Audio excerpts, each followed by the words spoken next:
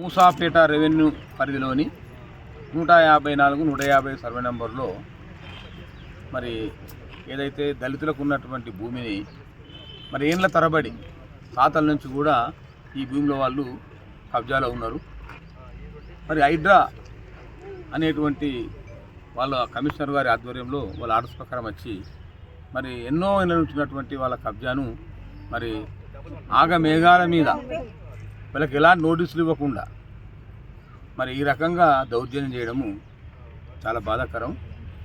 నేను హైడ్రా కమిషనర్ గారికి నేను ఒకటే వాళ్ళకు హెచ్చరిస్తూ ఉన్నా, మీరు కోర్టుల కేసు ఉన్నప్పుడు మరి ఎలాంటి వాళ్ళు నష్టపరిహారం ఇవ్వకుండా వారు ఏళ్ళ సంవత్సరాల నుంచి 50 సంవత్సరాలు 60 సంవత్సరాల నుంచి వాళ్ళ పానీలు రికార్డులు అని చెప్తూ ఉన్నాయి. మరి ఈ రకంగా దౌర్జన్యం చేయడము ఇది కోర్టు వాయిలెన్స్ కింద వస్తుంది, మరి SC ST యాక్ట్ వాయిలెన్స్ కూడా వస్తుంది.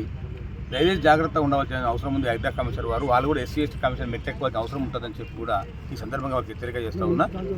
తప్పకుండా మరి హైడ్రా కమిషనర్ గారికి నోటీస్ ఇచ్చి తర్వాత మరి ఆర్టీఓ అధికారులకు కూడా నోటీస్ ఇచ్చి మరి దీనికి సంబంధించిన ల్యాండ్ విషయంలో మరి HMDA వారికి కూడా నోటీసులు ఇచ్చి మరి SC STలకు భూములను తప్పకుండా SC STను కాపాడుతుంది, వాళ్ళకి అండగా ఉంటుందని చెప్పి కూడా ఈ సందర్భంగా తెలియజేస్తూ ఉన్నా.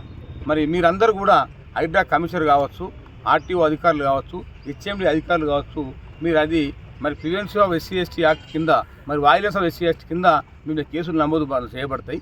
ఈ రకంగా దౌర్జన్యం చేయడము ఇది రాక్షస పరిపాలన ఏందని నాకు అర్థమవుతుంది. మరి ఉన్నత వర్గాలై అగ్రవర్ణాల భూములేమో కనబడే వాళ్ళకు, ఒక SC ST నివాసం ఉన్న భూములే కనబడతాయి వాళ్ళకు. ఉన్నత వరకు ఎంతమంది హైదరాబాద్ నాకు తెలుసు, నాకు ఎన్ని ఇండ్లు ఉన్నాయి నాకు చెప్పండి, ఎన్ని ఉన్నాయి. ఇలా అది చెప్తారు దుర్గం చెరువు అది చెప్తారు, ఇంకేనో చెప్తారు వాళ్ళు అన్నీ ఇక్కడ కూలగొట్టిరా, మీరు నా కబ్జాలు తీర్చిన కూడా కూలగొట్టలేదు.